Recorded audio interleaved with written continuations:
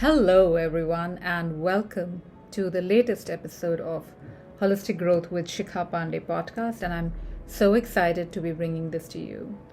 That's because this subject is so intriguing, so interesting that I have spent so many days researching about it, working with it, and spent so many years building this system for people that I coach. Today, we are talking about why micro habits are the key to sustainable success. We all appreciate the value of having habits. Habits organize our behavior into more or less reflexive actions so that we don't have to think too much about performing the various behaviors. Simple things like brushing our teeth or taking a bath. And then, of course, there are more elaborate habits that we have too. Like we have a habit of exercising at a particular time of the day, or we have the habit of eating dessert after dinner, or saying certain things a certain way, or behaving in a certain way. And there are habits that serve us and those that don't serve us. And some habits can really undermine our life goals. So, habits are learned, and learning involves neuroplasticity. And neuroplasticity involves changes in the connection between neurons, that is, our nerve cells. As per Dr. Huberman and a study quoted by him, the time it takes to form a habit varies between individuals and also depends on the habit. It ranges from about 18 days to 254 days. That's the kind of difference which is there. One very important aspect, an interesting aspect of habit formation is how it is linked to dopamine in the body. Now, what is dopamine? Dopamine is a neurotransmitter. Your body makes it, and your nervous system uses it to send messages between nerve cells. That's why it's also sometimes called as the chemical messenger. Dopamine plays a role in how we feel pleasure. It's a big part of our unique human ability to think and plan. It helps us thrive, focus, and find things interesting. Dopamine plays a crucial role in habit formation and is released in response to rewards, influencing our motivation and likelihood of sticking to habits. And that's why it's so interesting to understand how does this happen. So let's talk about the reward signal related to dopamine. Dopamine is often referred to as the feel-good neurotransmitter because it's released in response to a pleasurable experience, and we just talked about this. When we engage in activities that are rewarding or pleasurable, such as eating delicious food, exercising, or even receiving social approval, dopamine is released in certain areas of the brain.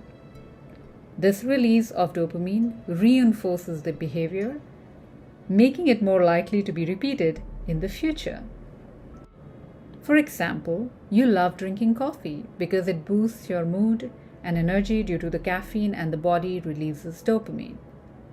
Over time, the dopamine release strengthens the neural pathways associated with the act of drinking coffee, making it a habit. Now we'll talk about associative learning and dopamine. Dopamine helps in forming associations between behaviors and their outcomes. When dopamine is released during a pleasurable experience, it strengthens the neural connection associated with the behavior that led to the reward. Over time, these strengthened connections make the behavior more automatic and habitual. For example, imagine someone who enjoys going for a run after work. Each time they engage in this behavior, they experience what we call as the runner's high, due to the release of endorphins and dopamine, which creates a sense of pleasure and also a sense of accomplishment. Dopamine strengthens the neural connection associated with the behavior of going for a run, making it more likely that they will continue to engage in this habit in the future as well. Now we'll talk about motivation and drive in relation to dopamine first. Dopamine is also involved in motivation and goal-directed behavior. It drives us to seek out rewards and take actions to obtain them. When we anticipate a reward, dopamine levels rise, encouraging us to engage in the behavior that we believe will lead to the desired outcome. As habits become more ingrained, the anticipation of the reward itself can trigger dopamine release, further reinforcing the habit. For example, suppose a student is studying for an upcoming exam. As they study, they anticipate the sense of accomplishment they will feel when they perform well on the exam. This anticipation triggers the release of dopamine, motivating them to continue studying and reinforcing the habit of studying regularly. Here's one of the most classic examples of how dopamine has made most of us get in the habit of being glued onto our phones. And this, a lot of you will find very, very relatable. Consider someone who regularly checks their phone for notifications. It could be you as well. Each time they receive a notification, dopamine is released in anticipation of the reward. Example, a message from a friend or a social media like. Over time, this dopamine release reinforces the habit of frequently checking their phones for updates. And that's how you get glued onto your phones. This topic today in the podcast is about micro habits. How are they different from habits? Habits and micro habits are both related to behavior patterns, but they differ in scale and their granularity.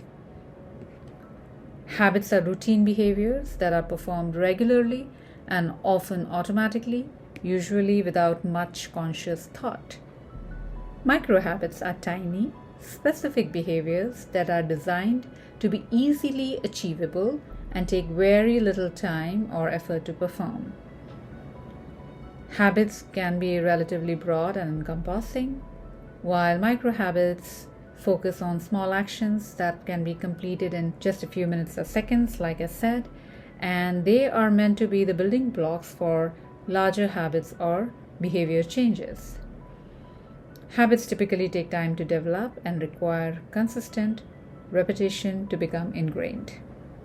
Examples of habit would be exercising daily, eating healthy meals, or reading before bed.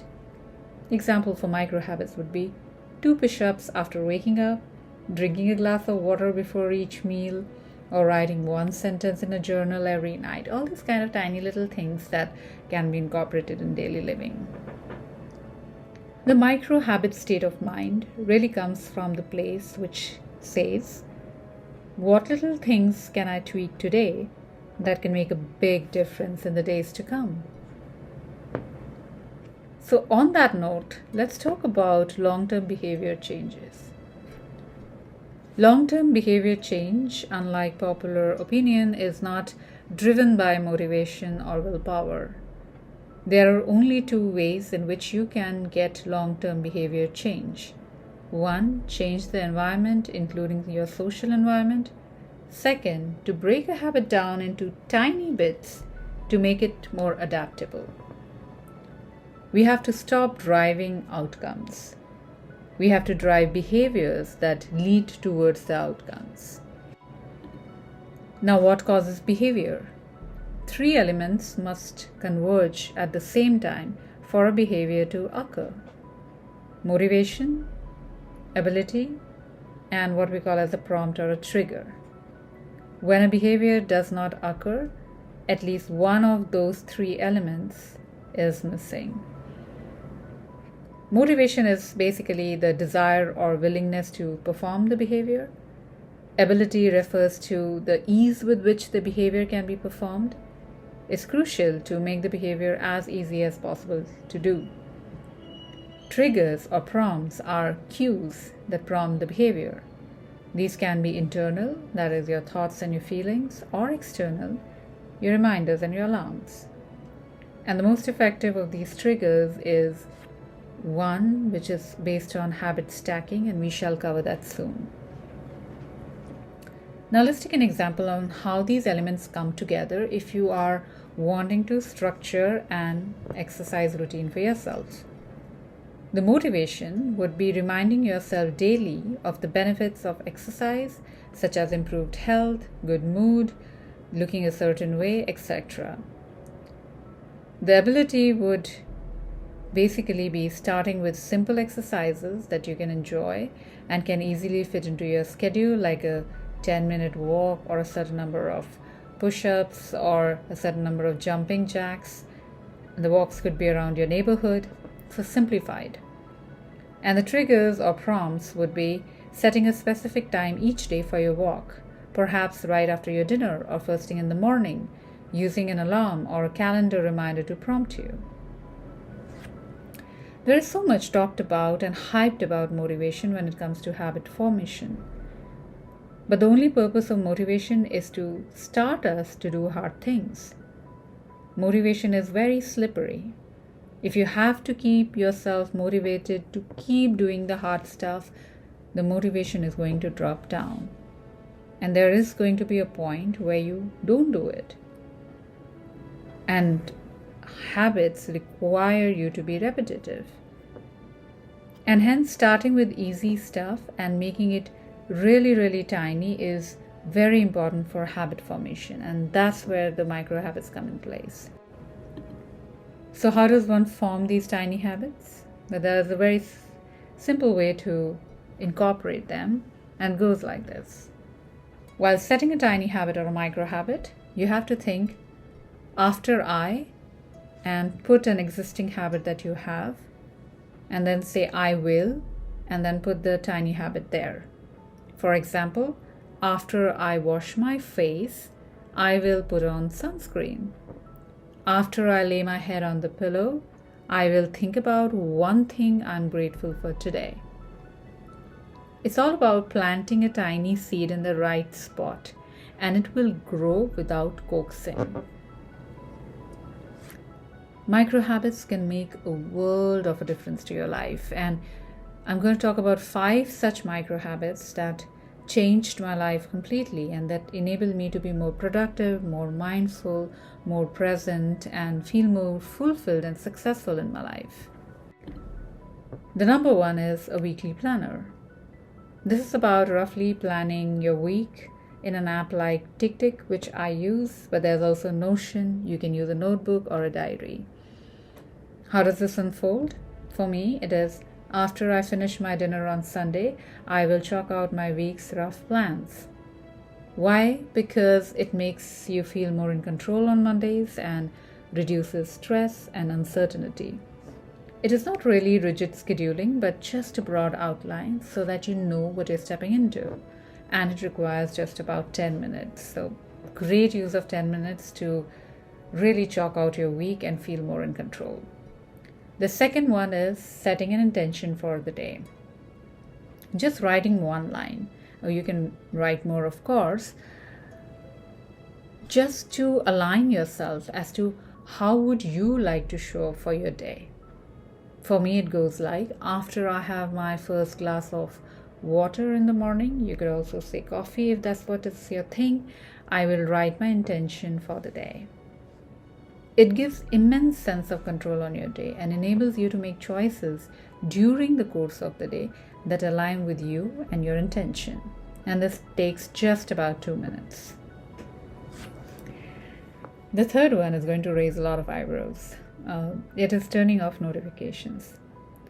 Disable all notification, and trust me, your life will change. They are the most distracting thing while you work or when we are spending time with our family or our friends. Assign a time when you will check your phone instead of being led by your notifications or being controlled by your notifications. Remember the dopamine that makes it addictive? For me, it goes like, after I finish writing my intention for the day, I will check my phone. And why do we need to do this? It's because it will enable you to focus more and better. Checking your phone after you have set your intentions also enables you to decide what is your priority rather than feeling overwhelmed looking at the notifications first thing in the morning. The next one is ending the day with gratitude. Write or bring to mind something that you're grateful on that particular day. After I get to bed, I will write or bring to mind something that I'm grateful for. And gratitude is beautiful, and doing this practice because gratitude is medicinal. It enables us to acknowledge all that we have, and that brings us the confidence on how deserving we are. It reduces stress, it promotes good sleep and well-being. And you need just about 2 minutes to do this. And the last one, the fifth one that I would want to share with you is 5 minutes of mindfulness practice to kickstart my day. I have guided mindfulness practices on this particular podcast, available on Spotify and Apple Podcast.